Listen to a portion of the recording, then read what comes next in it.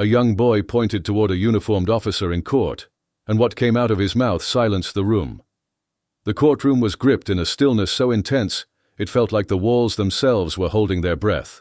Every movement, every creak of the bench or shuffle of paper sounded exaggerated against the heavy silence.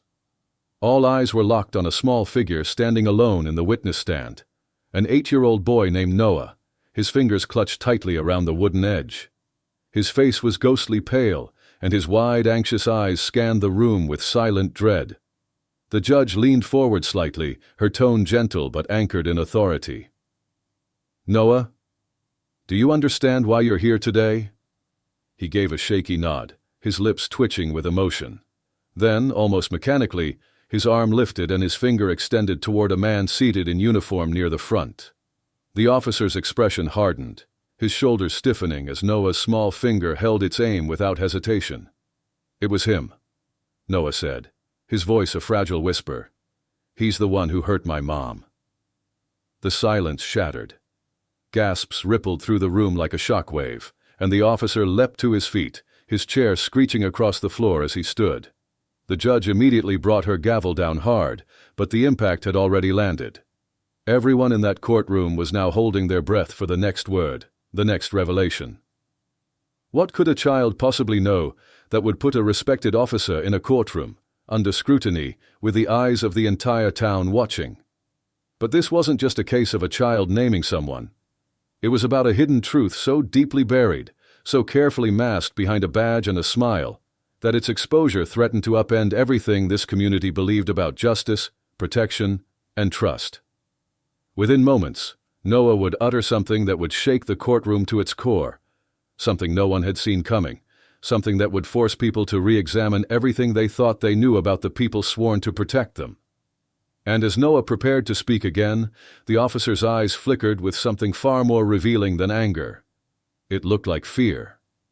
Noah had never been meant to be in this position. He was just a kid, quiet, soft-spoken, the kind of child who spent hours sketching dinosaurs and turning couch cushions into fortresses. His life had always revolved around his mom, their golden retriever, and the tiny house on Willow Lane, where bedtime stories ended with laughter.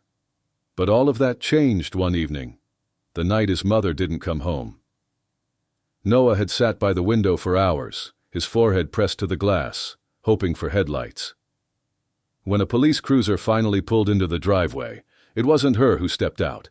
It was Officer Reynolds, the same man who always gave Noah a friendly wave from his patrol cruiser whenever he passed their street. But that night, there was no wave, just a tight-lipped expression and a story that didn't quite sit right. "There's been an accident," he said, voice too smooth, too carefully measured. "Your mom didn't make it." But Noah had already noticed things that didn't belong, like how Reynolds' hands were trembling and the faint smear of blood on the cuff of his uniform. More than that, he remembered what his mother had whispered to him just days before. "If anything ever happens to me, Noah, don't trust anyone. Not even the ones in uniform." Now, standing in front of a room full of strangers in robes and suits, Noah wasn't just a frightened little boy. He was the only one who held the truth. And even if his voice cracked, he was going to speak it. It had all started with a drawing. A week after his mother's death, Noah's teacher had noticed something unsettling. While other children filled their pages with bright skies and cartoons, Noah's sketch was dark. He'd drawn a man in a police uniform, a woman on the ground, and a car with headlights that looked more like eyes filled with rage. When she gently asked him what it was, Noah burst into tears. "That's Officer Reynolds," he sobbed. "He hurt my mom. He made her go away." The teacher made a report, and just like that, Noah's quiet world was thrown into chaos. Attorneys, investigators, courtrooms. The local department brushed off the claims as grief-induced confusion, the tragic imagination of a boy who couldn't understand loss. But Noah's grandmother thought differently. She hired a sharp, relentless defense lawyer named Rachel Harmon, someone who didn't just believe Noah, she was willing to go to war to prove he was telling the truth. The courtroom became a pressure cooker. The prosecution described Noah as a child lost in trauma, projecting blame on the only authority figure he recognized. But the defense suggested something far more chilling: a trusted officer hiding behind his badge, a cover-up built on silence, and a lie that could unravel everything. As the trial wore on, Noah's testimony became the anchor of the defense. He recounted the night his mother vanished with vivid detail: the way the porch light flickered as she left, the sound of gravel under tires, the voice outside that didn't match anything safe. But words alone wouldn't be enough. They needed something concrete, something to shift the balance. That's when Noah leaned forward and said softly, "I have something." His hand reached into his pocket and pulled out a wrinkled, folded piece of paper. "My mom gave me this," he said, his voice shaking but steady. "She told me if something happened, I should give it to someone who could help." The courtroom leaned in as the lawyer unfolded the note, a receipt from a 24-hour gas station dated the night his mother disappeared. On the back, scribbled in her handwriting, was a license plate number. It matched Officer Reynolds' personal vehicle. The courtroom erupted once more, but this time the energy had changed. This wasn't just the word of a child anymore. This was evidence. Tangible, undeniable. And it pointed squarely at the man in uniform, the man who had sworn to protect. Still, the road to truth wasn't smooth. The police department quickly circled the wagons, casting doubt on Noah's claims. His reliability was questioned, his memory scrutinized. The defense attorney received anonymous threats, and Noah's grandmother began locking every door twice, afraid that pushing too far might provoke retaliation. Then came the moment no one expected. Officer Reynolds agreed to take the stand. He looked directly at Noah as he spoke, his voice steady, almost too calm. "I didn't hurt your mother, son," he said. "I tried to help her. Sometimes things happen that we just can't explain." For a moment, Noah faltered. Doubt crept in. Had he made a mistake? Was he blaming someone innocent? But then he remembered her voice, whispering the one thing she had begged him to believe: "Don't trust anyone." And in that moment, the doubt evaporated. He couldn't afford to back down. The final day of the trial was electric with tension. The defense attorney revealed a new piece of evidence: security footage from a gas station camera that showed Officer Reynolds and Noah's mother in a heated argument just hours before she was found dead. The receipt Noah had kept wasn't just a scrap of paper.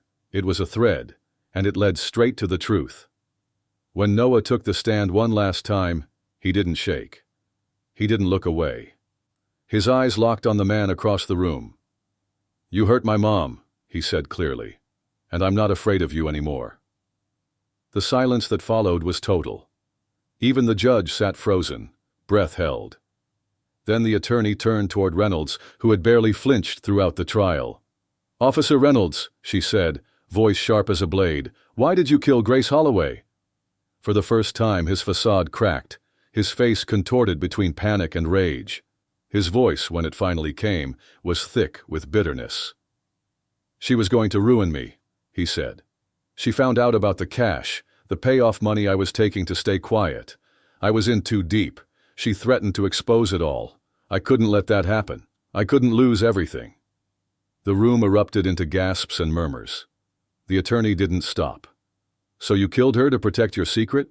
His eyes darted across the courtroom until they landed on Noah. "It wasn't supposed to happen," he said, voice cracking. "We argued. She tripped. She fell. But I panicked. I covered it up. I thought I could bury it." Noah's eyes brimmed with tears, but he didn't look away. "You're lying," he said quietly but firmly. "You hurt her on purpose, and then you tried to make everyone believe it was just an accident." The jury deliberated for hours.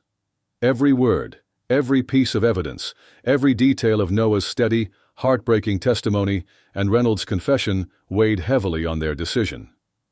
When they returned, the room was so quiet that even the ticking of the wall clock seemed deafening. The jury foreman rose, voice measured and solemn. "We, the jury, find the defendant, Officer Matthew Reynolds, guilty of obstruction of justice and manslaughter in the death of Grace Holloway." A collective gasp swept through the gallery. Reynolds went pale, his hands gripping the edge of the table as if it were the only thing keeping him upright. In the back row, Noah sat silently, his grandmother's arm wrapped around him. Tears streaked down her cheeks, not just for the pain they'd endured, but for the justice that, at long last, had arrived. The judge gave a slow nod, his expression heavy with finality. "Officer Reynolds, the badge you wore was meant to represent honor and protection. Today, it stands as a symbol of the trust you shattered. You are hereby sentenced to 15 years in state prison, without the possibility of parole." As the sound of the gavel echoed through the room, Noah felt a wave of emotion rush over him. Relief, sadness, closure, but not peace. Justice had finally spoken, but it couldn't bring his mother back. Still, as he stepped out into the afternoon light, he walked a little taller. He had kept his promise. He had told the truth. And somewhere deep in his heart, he liked to believe she was watching, and proud. If this story moved you, tap that like button and drop a wings in the comments below. And if you're someone who believes in truth, accountability, and justice, stick around. There's a playlist on your screen right now filled with real stories that prove courage doesn't come from strength. It comes from standing up when it matters most. Don't forget, change doesn't start with systems. It starts with you, one bold step at a time.